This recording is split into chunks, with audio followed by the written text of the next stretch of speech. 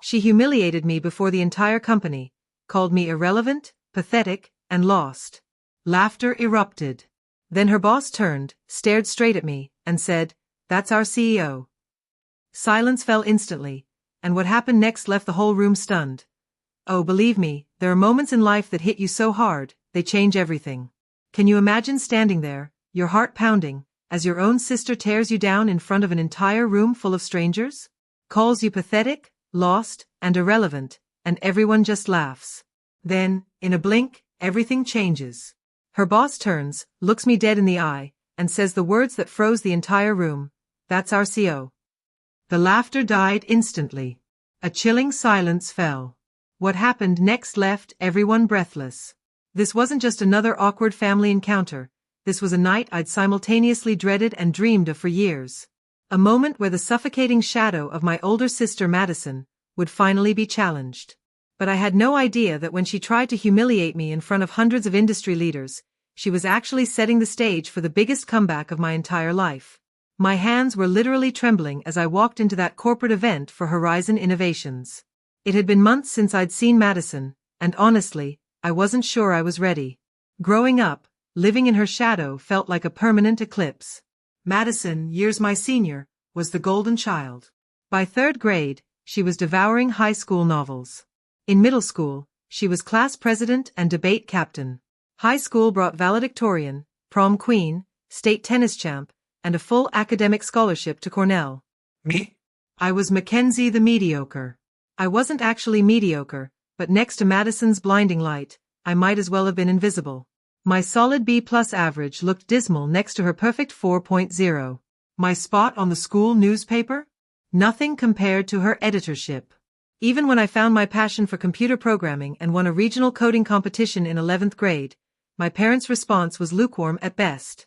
"That's nice, honey," my mom would say, barely looking up from Madison's college brochures. "But don't you think you should focus more on your regular studies?" They never intentionally pitted us against each other, but they didn't have to. The comparisons happened naturally, and they never seemed to notice how much their words stung. Dad was especially guilty, always introducing us as Madison, our Cornell graduate, and Mackenzie, our younger daughter, as if my entire identity was simply being born second. College just widened the gap. Madison graduated summa cum laude with a double major. Within weeks, she had multiple job offers, settling at North Star Financial, a top-tier firm. Her starting salary was more than our parents made combined, and they couldn't have been prouder. My journey was messier. I started at State University, trying to follow her path, but I was miserable. I dropped out, much to my parents' horror. 6 months later, I enrolled elsewhere, switched from psychology to computer science, and it took me 5.5 years to graduate. My ceremony was nothing like Madison's. "At least you finished," my mom whispered, squeezing my hand like I'd just lost someone. Madison didn't even attend, citing an important business meeting. My early career mirrored my scattered education. I bounced between entry-level IT positions, never staying anywhere longer than 18 months. Madison, meanwhile, was rocketing up the corporate ladder at North Star. Every family gathering became her personal stage to highlight the contrast between us. "So, Mackenzie, still at that help desk job?" she'd ask over Thanksgiving, knowing I'd moved on months ago. "Actually, I'm a junior developer now," I'd try to inject enthusiasm. Oh, right. "Hard to keep track when you change jobs so often," she'd say with a laugh, our parents echoing it like my career exploration was an amusing quirk. The constant jabs, the thinly veiled condescension. It chipped away at me. The turning point arrived when I met Harold Warner. He was a tech industry veteran in his 60s. I was helping him recover data from a corrupted hard drive at a small consulting firm. Something about my unconventional approach impressed him. "You don't think like everyone else," he told me. "That's rare and valuable." That single comment, delivered casually, meant more to me than all the backhanded compliments my family had ever given me. Harold became my mentor, encouraging me to trust my instincts. He saw potential in me that no one else had bothered to look for. Madison, naturally, was dismissive. "A retired tech guy is giving you career advice? That's cute," she said during a rare phone call. "But you know the tech industry is volatile, right? Not like finance. I just got another promotion, by the way. Junior VP now." I congratulated her, genuinely happy for her, even as her words stung. That was our dynamic. Madison succeeded and made sure everyone knew it. I struggled and tried not to let her comments affect me. What Madison and my family didn't know was that I'd been developing my own projects for years. Nights and weekends were spent coding, creating prototypes. I showed some to Harold, who recognized their potential even when I doubted myself. "You've got something special here, Mackenzie," he'd say, his eyes lighting up. "Don't let anyone tell you otherwise." For once, I believed I might be capable of more than living in Madison's shadow. I just needed the right opportunity to prove it. Not just to my family, but to myself. The call from Harold came on a Tuesday evening. "Mackenzie, I need to talk to you about an opportunity," he said. "Are you free for breakfast tomorrow?" The next morning, over coffee and omelets, Harold laid out a proposition that would change my life. "I've been asked to consult for Horizon Innovations," he explained. "They're a promising tech startup that's hit a rough patch. Their products are solid, but they're struggling to find their market." Then he said, "I want you to join me as my associate." I nearly choked on my coffee. "Me? But I'm not a consultant. I'm just a developer." Harold's eyes crinkled. "You're a problem solver with vision. That's exactly what Horizon needs." The 3-month contract paid more than my annual salary, but I still hesitated. "What if I fail?" He simply said, "Then you'll have learned something valuable and made good money doing it." "But I don't think you'll fail." With that vote of confidence, I accepted. 2 weeks later, I walked into Horizon Innovations. Despite the optimistic Rising Sun logo, the atmosphere was tense. Empty desks suggested recent layoffs. The executive team, mostly middle-aged men, regarded me with barely concealed skepticism. Only Lisa Sandoval, head of product development, seemed pleased. She confided Horizon had 6 months of runway left.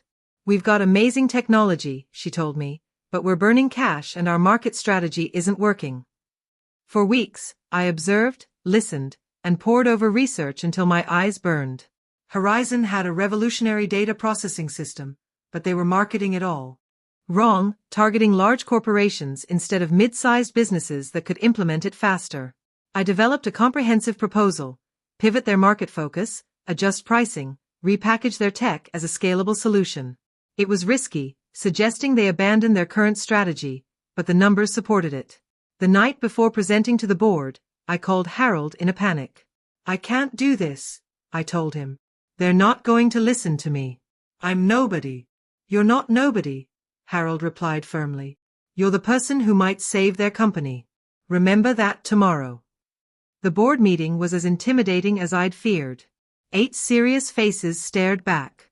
When I finished, silence filled the room. "This is ambitious," the chairman finally said, clearly not a compliment. "It's also our best chance," Harold countered. "I've been in this industry for 40 years, and I'm telling you, Mackenzie's approach is sound." The debate lasted hours. Some were intrigued, others dismissed it. In the end, they agreed to a compromise. I would lead a small team to implement my strategy with a limited product line. If it showed results within 2 months, they'd consider a full pivot. Those 2 months were the most intense of my professional life. 16-hour days collaborating with Lisa and a handful of dedicated employees. We rebuilt marketing, retrained sales, personally reached out to clients. The results came faster than anyone expected. By week 6, we'd closed more new business than Horizon had seen in the previous 6 months. By the end of the trial, revenue had increased by 40% and the company had a clear path to profitability. The board was impressed enough to fully implement my strategy and offered me a permanent position as Chief Strategy Officer. I accepted, thrilled and terrified. What happened next, though, I never could have anticipated. 3 months into my new role, Harold announced he was stepping down as interim CEO. "The company's stable now," he told me privately. "It needs someone with vision to lead it forward." "Who are they bringing in?" I asked, dreading a new CEO undoing our work. Harold smiled that knowing smile. "They're not bringing anyone in. They're promoting from within. They're asking you, Mackenzie." I laughed, certain he was joking. But his expression was serious. "Me? CEO?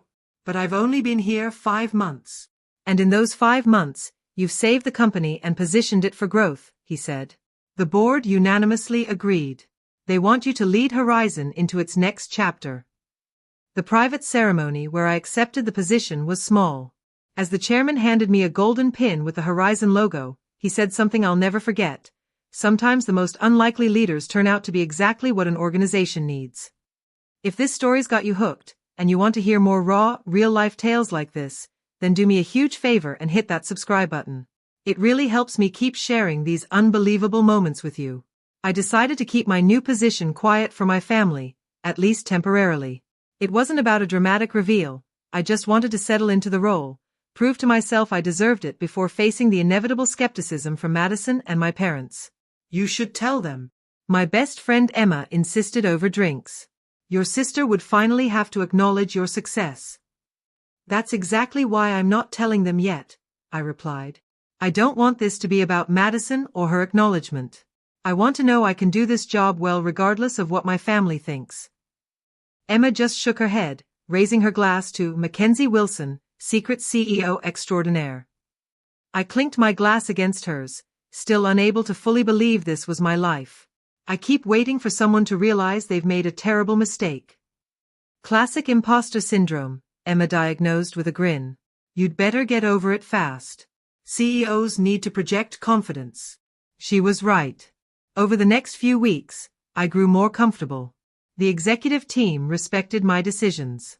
Employees responded positively, and our business continued to expand. Then came the news that would set the stage for my confrontation with Madison. Northstar Financial, Madison's company, was exploring acquiring smaller tech companies. Horizon Innovations was on their list. The board was intrigued. A partnership with Northstar could provide capital for faster expansion. I was less enthusiastic, concerned about maintaining our culture and independence, but agreed to entertain discussions, which is how I found myself invited to a private industry event where representatives from both companies would meet informally. An event where, inevitably, I'd come face to face with Madison for the first time since becoming CEO. Are you going to tell her beforehand? Emma asked when I called her in a panic. No, I decided. If I tell her now, she'll think I'm trying to impress her. I'd rather just show up and do my job. This is going to be interesting, Emma said, a smile in her voice. Promise you'll call me right after with all the details. Assuming I survive the experience, I replied, only half joking. As I hung up, I tried to calm my racing thoughts. After years of living in Madison's shadow, I was about to step into the light as her professional equal, or even superior. The thought was both terrifying and exhilarating. The evening of the networking event arrived. I stood in front of my closet, second-guessing my outfit for the 20th time. In the past, I'd always felt underdressed next to Madison's polished designer wardrobe. Tonight needed to be different. I settled on a tailored charcoal suit with subtle pinstripes and a silk blouse in Horizon's signature deep blue. Professional but not flashy. Authoritative without trying too hard. I swept my hair into a sleek low bun and added the small golden Horizon pin to my lapel. Looking in the mirror, I barely recognized myself. The nervous younger sister was gone, replaced by someone who looked capable, in charge. You've earned this, I told my reflection, repeating Harold's mantra. The event was at the Grand, a luxury hotel. As my driver pulled up, I took a deep breath, straightened my shoulders, and stepped out. The ballroom was elegant. I recognized some industry faces and a few of my own executives carefully addressing me as Miss Wilson, per our agreement. I decided to observe first. From a quiet corner, I watched. The Northstar contingent was easy to spot, traveling in tight groups, exuding power. Have you seen the Horizon CEO yet? I overheard one man ask. I heard they recently appointed someone new, but information's been surprisingly tight-lipped. Probably some tech veteran they brought in to make the company attractive for acquisition. His companion replied dismissively. I smiled to myself, amused by how wrong they were. I was about to move on when a familiar voice cut through the chatter like a knife.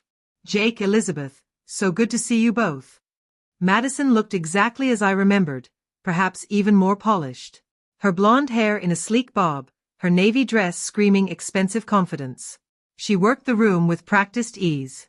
I watched her for a few minutes, delaying our inevitable encounter. Madison always thrived in these settings. I counted the minutes until I could escape. Finally, I made my way toward her. Madison spotted me when I was about 10 feet away. Her perfect smile faltered for just a moment before returning at full wattage. "Mackenzie!" she exclaimed, loud enough for those nearby to hear. "What a surprise! I had no idea you'd be here." The subtle emphasis on "you" communicated her real question. What was I doing at an exclusive industry event? "Madison," I replied, keeping my voice even as I leaned in for the obligatory air kiss. "It's been a while. Too long," she agreed insincerely. "Let me introduce you. This is Lawrence Fletcher, my boss and senior VP at Northstar. Lawrence, this is my baby sister, Mackenzie." Lawrence, a distinguished man in his 50s, extended his hand. "A pleasure to meet you, Mackenzie. Are you in finance like your sister?" Before I could answer, Madison jumped in. "Oh no. Mackenzie works in tech support, isn't it now? Or have you moved on again?" The condescension was subtle but unmistakable. I saw Lawrence's interest fade slightly, but he maintained his polite expression. "I'm still in tech," I said simply, choosing not to correct her yet. "How are things at Northstar? I hear you're looking at expanding into the tech sector." Lawrence's eyebrows rose, perhaps surprised that tech support would be aware of their corporate strategy. "Indeed, we are. The future is digital after all." "Smart move," I nodded. "Though tech acquisitions can be tricky to integrate successfully." "That's why we do extensive due diligence," Madison interjected, clearly annoyed I was engaging her boss in actual business conversation. "Speaking of which, Lawrence, we should join the others. The Westbrook team wanted to continue our discussion." Lawrence seemed slightly reluctant to end our conversation. "Actually, I'm finding this quite interesting. Mackenzie, what's your perspective on the challenges of merging traditional finance with tech culture?" As I began to answer thoughtfully, drawing on my recent experience leading Horizon through its transformation, I could see Madison growing increasingly uncomfortable. Her eyes darted around looking for rescue. "That's an insightful point," Lawrence said when I finished. Genuine respect in his voice. "You seem to have a solid grasp of both industries." "Mackenzie's always been a quick study," Madison said with a tight smile. "But theoretical knowledge is one thing. Actually managing these complex transitions is quite another. Our team at Northstar has successfully integrated 3 companies this year alone." "Impressive," I acknowledged, refusing to be baited. "Each acquisition presents unique challenges." Our conversation was interrupted by another Northstar executive, giving me a perfect opportunity to excuse myself. As I walked away, I could feel Madison's eyes boring into my back. Our brief interaction had not gone according to her script, and I knew she wouldn't let that stand. Over the next hour, I mingled, including with my own executives. I was engaged in a fascinating discussion about data when I noticed Madison watching me from across the room, her expression calculating. When we took a brief break, Madison approached. "This time alone. I'm confused," she said without preamble. "Why exactly are you here, Mackenzie?" "This is a closed industry event for executives and decision makers." The implication was clear. I didn't qualify. "I was invited," I replied simply. "By whom?" she pressed. "Does it matter?" Madison's smile tightened. "I'm just concerned. These events have a certain professional standard. If you're here as someone's +1 or something, it might reflect poorly." The irony of her concern was almost amusing. "Thank you for worrying about me, but I assure you I have every right to be here." "If you say so," she said doubtfully. "Just try not to embarrass yourself, okay? These people are at the top of their field." With that parting shot, she glided away. This was exactly why I hadn't told my family about my promotion. Madison's inability to see me as anything but her less successful little sister. As the evening progressed, I found myself genuinely enjoying conversations with industry leaders who had no preconceived notions about me. When I spoke, they listened. When I offered opinions, they considered them thoughtfully. It was novel to be taken seriously without having to overcome the Madison sister hurdle first. I was so engaged in a discussion about emerging markets that I almost missed the subtle shift in the room's energy. Glancing up, I noticed a small crowd had gathered around Madison, who was gesturing animatedly. Something about her posture set off warning bells. Excusing myself, I drifted closer. As I approached, Madison's voice carried clearly. Absolutely brilliant at solving little technical problems, but completely lost when it comes to the big picture. Our parents worried about her for years. My stomach dropped as I realized she was talking about me. You should have seen her in college, Madison continued, her voice carrying just enough to ensure nearby conversations faltered as people tuned in. Changed majors 3 times and took nearly 6 years to graduate. Meanwhile, I was already a junior analyst at Northstar. Laughter rippled through her audience, though I noticed several people shifting uncomfortably. Madison, emboldened, raised her voice slightly. She's always been this way, jumping from job to job, never quite finding her place. Tech support 1 month, junior developer the next. She made air quotes around developer, as if the title itself was a joke. Our parents finally stopped asking about her career at family dinners. It was just too depressing. I stood frozen, the familiar feeling of humiliation washing over me. This was Madison's specialty, taking my personal struggles and transforming them into amusing anecdotes that highlighted her own success. She'd done it at family gatherings, at social events, and now she was doing it in front of industry professionals who were potential business partners for my company. Lawrence, I noticed, was at the edge of the group, his expression increasingly uncomfortable. As Madison continued, he caught my eye and had the grace to look embarrassed on my behalf, though he made no move to intervene. The funny thing is, Madison was saying, now she's actually here tonight. I have no idea how she wrangled an invitation, but that's Mackenzie for you. Always trying to network her way into opportunities, rather than earning them through hard work like the rest of us. The group's attention swiveled in my direction. I saw recognition dawn on several faces. Some looked embarrassed, others merely curious. I had 2 choices, retreat and preserve what dignity I could, or confront the situation head-on. The old Mackenzie would have chosen the former, making a quiet exit and crying in the car. But I wasn't that person anymore. With deliberate calm, I straightened my jacket, touched the horizon pin on my lapel for reassurance, and walked toward the group. Madison, I said as I approached, my voice steady despite the adrenaline coursing through me. I see you're entertaining everyone with family stories. My sister's smile faltered only momentarily before returning with renewed brightness. Mackenzie, I was just telling everyone about your unconventional career path. Yes, I heard, I replied evenly, though I think you may have missed some recent developments. Oh, Madison laughed lightly. Did you change jobs again? It's so hard to keep track. I could see Lawrence wincing at her tone, but Madison, caught up in her performance, didn't notice. Actually, I've been with the same company for nearly a year now, I said. A whole year? That must be some kind of record for you, Madison quipped, earning a few reluctant chuckles. Encouraged, she pressed on. What exactly are you doing there? Still fixing computers when they break? Something like that, I answered vaguely, unwilling to reveal my position just yet. I wanted to see how far Madison would go. I didn't have to wait long. Let me guess, Madison said, her voice taking on a sharper edge. You're here tonight hoping to make some connections? Maybe find your next job when this one inevitably doesn't work out? That's always been your pattern, hasn't it? Drifting from one thing to the next, never quite measuring up. The room had grown quieter, more people tuning in. I remained silent, letting Madison dig herself deeper. It must be exhausting, she continued, constantly trying to reinvent yourself. Always the irrelevant little sister, always playing catch-up. A few people were now openly uncomfortable, exchanging glances. But Madison, buoyed by what she perceived as her superior position, didn't notice or didn't care. I mean, let's be honest, Mackenzie, you're what, 32 now? And what do you have to show for it? No stable career, no professional accomplishments worth mentioning. Even mom and dad have given up hoping you'll find your way. Each word struck like a physical blow.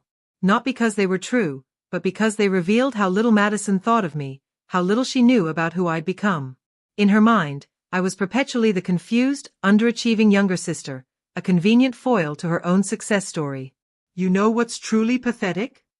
Madison asked, her voice dropping to a mock confidential tone that nonetheless carried clearly.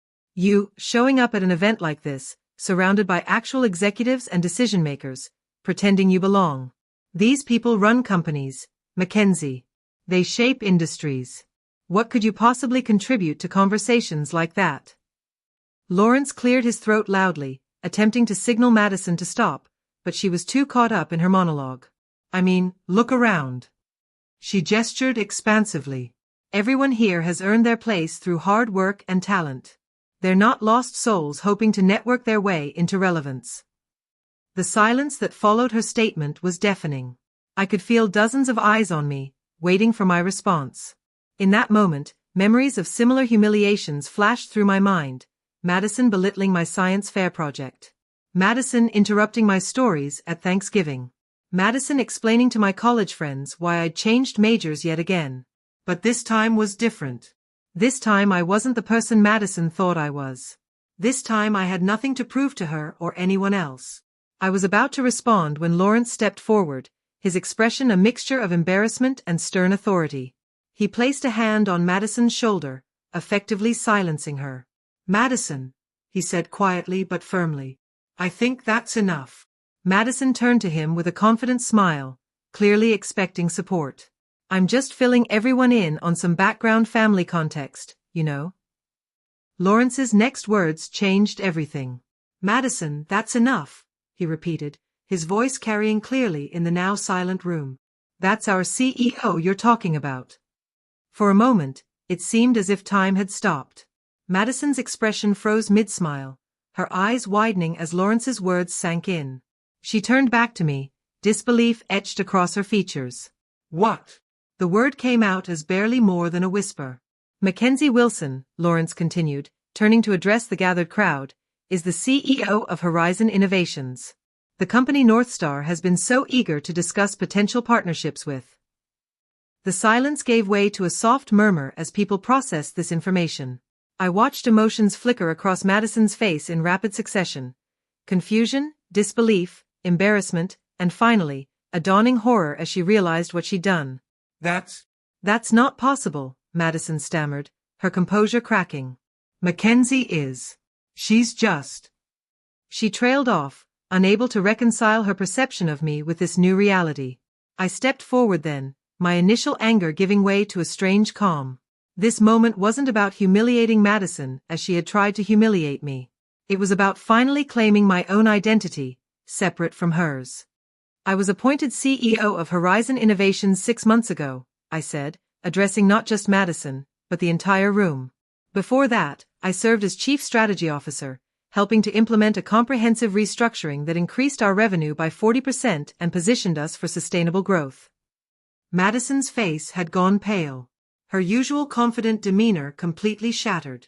She opened her mouth as if to speak, then closed it again, seemingly at a loss for words. Lawrence, to his credit, attempted to smooth over the awkward situation. Ms. Wilson has been instrumental in transforming Horizon into exactly the kind of innovative, agile company Northstar is interested in partnering with, he said, giving Madison a pointed look that clearly communicated she had made a grave professional error. I didn't know, Madison finally managed, her voice small. Then, with visible effort, she attempted to recover. I was just joking, of course.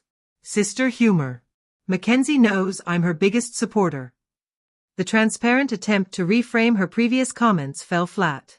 Several people exchanged knowing glances, and I could see the damage control already beginning in Madison's mind. Rather than dwelling on her discomfort, I decided to redirect the conversation to the reason we were all there. Stepping into the center of the group, I addressed the assembled executives with newfound confidence. Since we're all here, I'd like to take a moment to share Horizon's vision for the future of data management and financial services. Our proprietary processing system has applications that could transform how firms like Northstar handle client information. As I launched into a brief but compelling overview of our technology, I could see respect dawning in the eyes of those listening. They were no longer seeing me as Madison's awkward little sister, but as a knowledgeable industry leader with valuable insights. Lawrence nodded appreciatively as I spoke, occasionally asking intelligent questions that allowed me to highlight our company's strengths. Madison remained silent throughout, her expression fluctuating between shock and mortification. When I finished, several executives approached with business cards and requests for follow-up meetings. Lawrence was particularly enthusiastic, pulling me aside. "I'm impressed," he said quietly. "Not just with your company, but with how you handled that uncomfortable situation. Lesser leaders might have responded differently." "Professional courtesy is important," I replied, glancing briefly at Madison, who was now standing alone by the bar, downing what appeared to be a stiff drink, especially when considering potential business relationships. Lawrence nodded, understanding my meaning. For what it's worth, that kind of behavior is not representative of North Star's professional standards. "I'll be addressing it privately." I thanked him, exchanged contact information, and promised to have my team follow up. As he walked away, I felt a weight lifting from my shoulders. For perhaps the first time in my adult life, I had been seen and evaluated on my own merits, not as an extension or comparison to Madison. The rest of the evening passed in a blur of introductions and conversations. Industry leaders who had previously ignored me now sought me out. Business cards accumulated, and potential opportunities for Horizon multiplied. Madison made one attempt to approach me. "Mackenzie, can we talk for a moment?" "Privately. I think we've both said enough for one evening," I replied, not unkindly, but firmly. "We can discuss family matters another time. Tonight, I'm here as Horizon's CEO." She flinched slightly at the rejection, but nodded, seeming to understand she had crossed a line that couldn't be easily walked back. "Of course, another time." As the event wound down, I found myself with Lisa Sandoval, my head of product development, who had witnessed the entire confrontation. "That was something else," she whispered as we gathered our things. "Are you okay?" I considered the question carefully. Actually, I'm better than okay. 4 years, I've been trying to escape Madison's shadow. Tonight, I finally stepped into my own light. Lisa smiled. "And it's a pretty bright light, boss." As we walked toward the exit, I caught Madison watching me from across the room.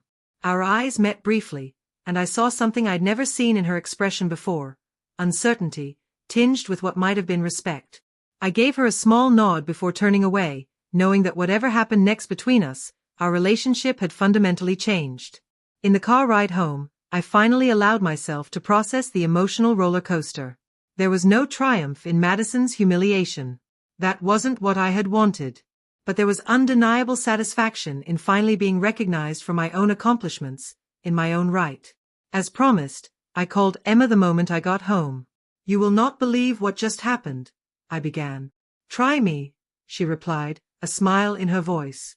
The morning after, I woke to a barrage of notifications. Word had spread quickly. My PR director was already sending urgent messages. I sent a brief reply: business as usual. No comments on personal matters. The last thing I wanted was to fuel gossip or appear to define myself in opposition to my sister. Horizon's success and my leadership would speak for themselves. As I was getting ready for work, my phone rang. Madison's name flashed on the screen. I hesitated before answering. "Hello, Madison," I said, keeping my voice neutral. "Mackenzie." She sounded different, subdued, uncertain. "I think we need to talk about last night." "I agree," I replied, sitting on the edge of my bed.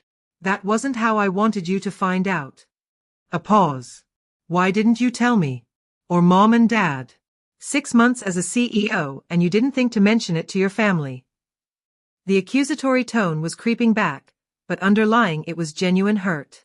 For the first time, I considered how my secrecy must have looked from her perspective. "I needed time," I explained. "Time to grow into the role, to prove to myself that I deserved it. And honestly, Madison, would you have believed me if I told you?"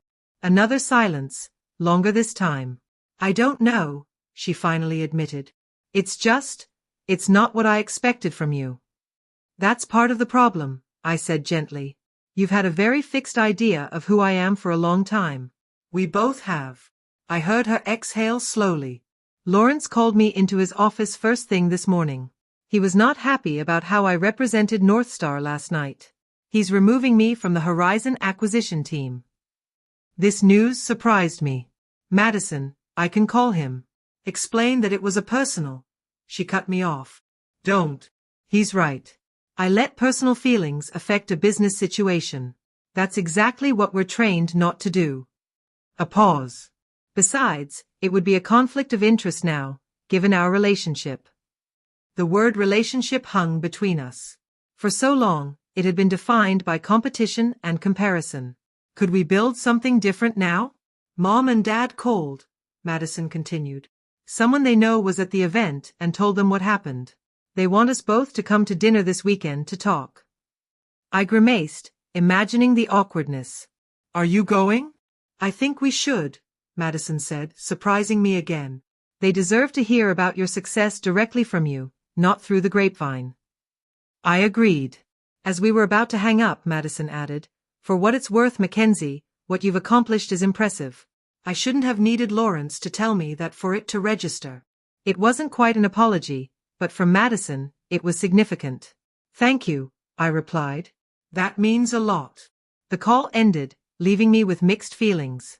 It had gone better than expected, but years of complicated history couldn't be resolved in one phone call. At least it was a start. At the office, my team was buzzing. News of our potential North Star partnership had everyone excited. Lisa caught me in the hallway. We've already received calls from 2 other financial institutions interested in our technology, she reported excitedly. Your presentation last night made quite an impression. Good, I smiled. Set up meetings with both. And Lisa, thank you for your support last night. It meant a lot. She squeezed my arm gently. That's what teams do. We have your back. Later that morning, I received an email from Lawrence Fletcher requesting a private meeting to discuss partnership potential. His message made no mention of Madison or the previous night's events, maintaining strictly professional language. I appreciated his discretion. I was responding when Harold called. I hear you had quite an evening, he said. News travels fast, I sighed. It wasn't how I planned to reveal my position to my sister. Sometimes the universe has its own timeline, Harold replied philosophically. Are you all right? I am, I realized, somewhat surprised by the truth of it. Actually, I feel lighter, like I finally stepped out of a shadow I've been carrying for years. Good, Harold said. Because now comes the hard part. What's that? Deciding whether a partnership with North Star is actually the right move for Horizon, regardless of personal complications. He was right. The confrontation with Madison had overshadowed the actual ground. Madison looked surprised. You seemed so confident. That was the act, I smiled. Fake it till you make it, right? I've been faking it my whole life, Madison said quietly, staring into her coffee. Everyone always thought I had it all figured out. That success came easily to me. No one saw the pressure, the fear of failing, of not living up to expectations. I did, I said, but I misinterpreted it. I thought you were just perfect. I never considered you might be struggling too, in your own way. Madison's eyes met mine. A lifetime of misunderstanding passing between us. We never really knew each other, did we? Not as adults. Maybe it's not too late to start, I suggested. That conversation marked a turning point. We began having regular dinners, carefully navigating the transition from colleagues to something resembling friends. We discovered shared interests and laughed over childhood memories that looked different from adult perspectives. Our parents noticed the change, commenting on how wonderful it was to see us finally getting along. What they didn't understand was that we weren't simply papering over old conflicts. We were building something entirely new from the ground up. At Horizon, I implemented changes to our company culture directly informed by my experience of being underestimated. We created mentorship programs for diverse backgrounds. Our hiring practices valued varied career paths. I made it a point to highlight that innovation often comes from unexpected places and people. These initiatives weren't just about my personal philosophy. They made good business sense. Our team became more creative, resilient, and collaborative. 1 year after that fateful networking event, Harold announced his retirement. We held a celebration where I publicly thanked him. Harold saw potential in me when no one else did, I told the crowd. He taught me that leadership isn't about having all the answers. It's about asking the right questions and being willing to learn from everyone around you. After the ceremony, Harold and I sat together in my office. I'm proud of you, Mackenzie, he said, looking around at what Horizon had become. Not just for the company's success, but for how you've handled everything else. Your sister, your family, your own growth. I had a good teacher, I replied. Harold shook his head. Teachers can only open doors. You walked through them yourself. What advice do you have for me going forward? I asked. Harold considered. Remember that success isn't a destination, it's a journey. And the most important relationship you will ever have is with yourself. Be as kind to yourself as you've learned to be with others, including Madison. His words stayed with me. That night, I reflected on the incredible journey. From consultant to CEO, from Madison's shadow to my own light, from resentment to understanding. The story others might tell would focus on the dramatic moment of revelation, Madison's humiliation, and my triumph. But the true transformation had happened in the quieter moments that followed, in difficult conversations, in small acts of professional respect, in the gradual rebuilding of trust and the discovery of new common ground. Success, I had learned, wasn't defined by titles or salaries or even moments of public vindication.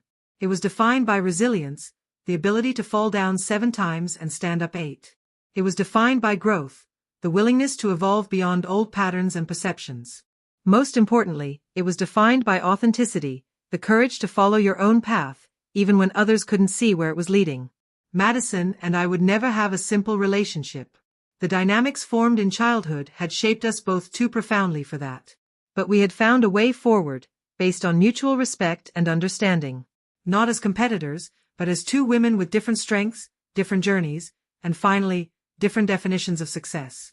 Have you ever been underestimated by someone close to you? How did you handle it? I'd love to hear your stories in the comments below. And if this story resonated with you, please hit that like button and subscribe for more real-life experiences. Remember, sometimes the people who don't believe in you are the ones who inspire you to prove yourself, not to them, but to yourself. Thank you for listening, and may you always find the courage to follow your own path, regardless of who understands.